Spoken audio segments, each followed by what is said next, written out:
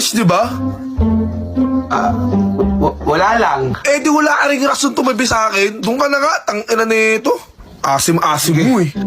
Hi. Magsi-CR kayo? Oo, be, bakit? Sama ako? Hindi mo kasama si Kyla? Hindi na kami mag-best friend nun eh. Bakit? Tangina na itong dalawa di nagpapansin ng puta. Eh, di ba sila yung dalawa mag-report ngayon? Ewan ko dyan, magkaawi ata. Kyla, sorry na daw, sabi ni Trish. Ayaw po magbate, pare sa mga pangit.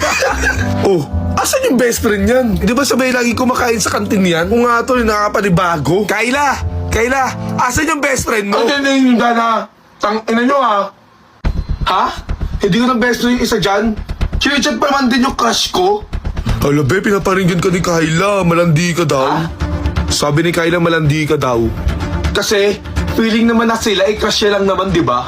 Anong karapatan ng isa